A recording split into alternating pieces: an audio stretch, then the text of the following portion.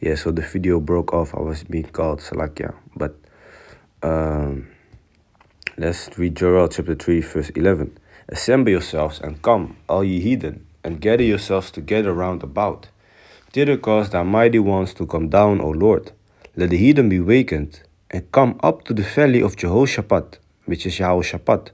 For there will I sit to judge all the heathen round about. So they had us basically in slavery, in derision. Now, that is the place in the Middle East where where all these big countries, where all these countries, different countries, gonna assemble their troops to come fight, and they're gonna be judged there, man, for what they have done to us, basically. Put ye in the sickle, and the harvest is ripe. Come, get you down, for the press is full, the fats overflow. So basically, the time is ready, for their wickedness is great. Multitudes, multitudes in the valley of decision. You see, that is basically the valley of Jehoshaphat, the valley of decision, where judgment is going to come.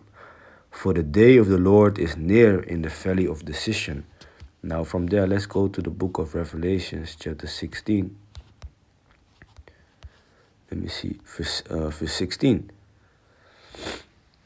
Let me start at verse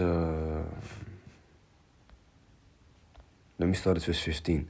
Behold, I come as a thief. So Yahushai, if I'm correct, he's gonna come like a thief. You're not gonna expect him.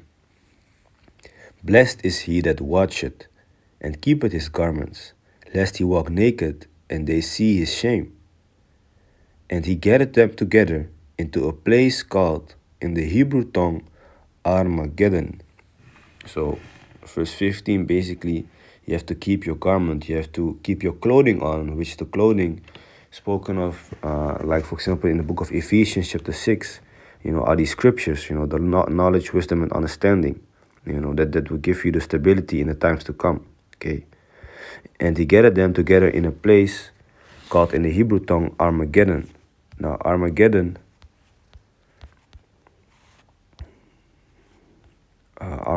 it says here, the biblical usage, the hill or city of Megiddo, but basically in the Hebrew it is Armageddon, if I'm correct. And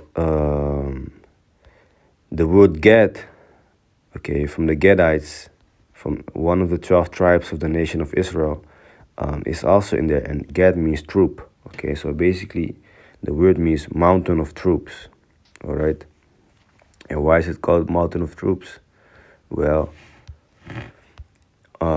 in that area, in the Middle East, that is where these nations are gonna send their troops. We just read in the beginning, in the previous part, that Holland is sending 200 soldiers and personnel over to Cyprus, in the area to basically be there if something pops up in the Middle East, if things get worse in the Middle East.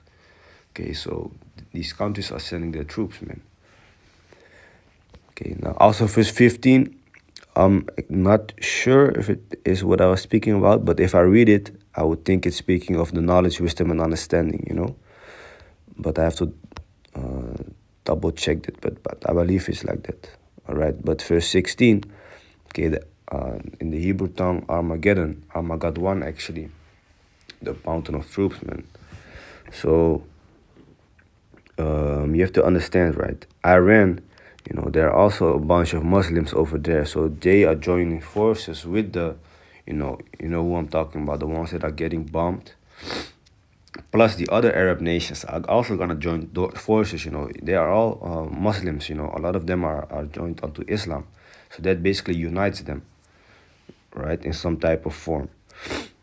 Now, from both parties, different countries can maybe mingle, China, North Korea, Iran, Russia, things like that.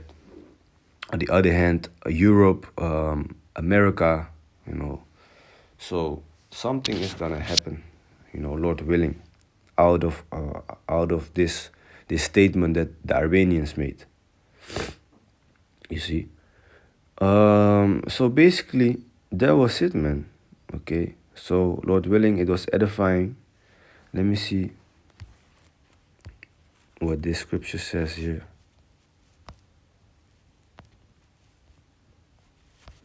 Yeah. Alright.